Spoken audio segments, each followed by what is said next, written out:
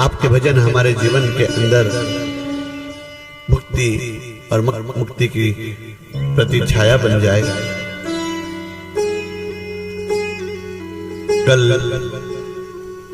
माता पार्वती का जन्म भया, बहुत आनंद हुआ। सभी ने बड़ी वंदना के साथ मां के जन्मोत्सव को मनाया। महाराज हिमाचल और रानी मीना के यहाँ पर अष्टभुजा भवानी शिशु रूप में प्रकट होकर आई। जब भक्त का भाव उत्तम होता है ना, तो भगवान भी बाल रूप धर के कीजिए शिशु लीला अति प्रिय शीला। ये रूप अनुप छोटे से रूप में मां जगदम्बा आई और उस सुंदर से रूप को राजा हिमाचल अपने महलों में लेकर के आए। मां का जैसे ही सुंदर सा स्वरूप, छोटे से स्वरूप में मां जगदम्बा जगत की भवानी को लेकर के आया गया,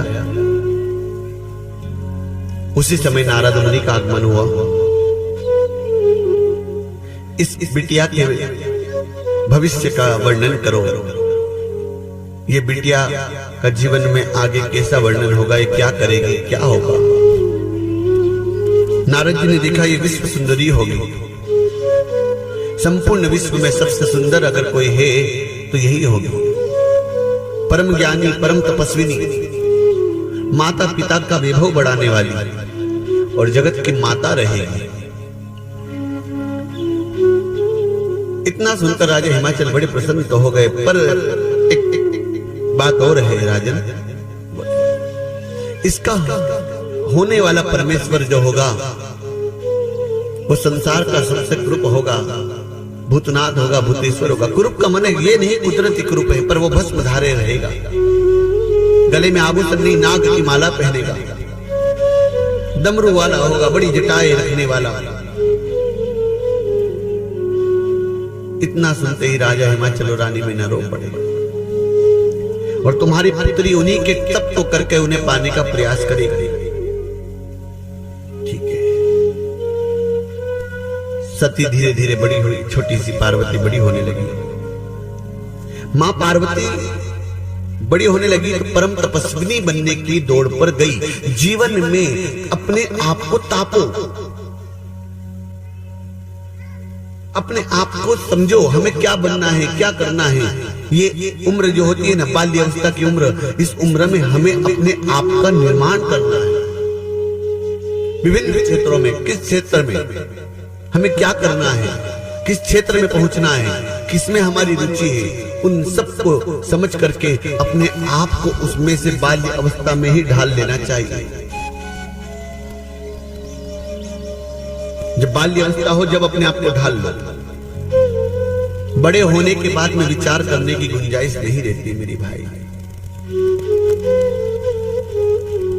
और कब ढाल पाएंगे, दिशा कब मिलेगी कुछ बनने की, जानते हैं? जब हम सत्संग यात्रा से जुड़ेंगे, तब हम कथा यात्रा से जुड़ेंगे, जब हम संतों की शरण से जुड़ेंगे, जब हम संत सत्संग से जुड़ेंगे, तब। बिना सत्संग से, बिना कथा से, बिना संतों के सानिध्य में आए हमें हमारे जीवन में प्रशस्ता नहीं मिल सकती,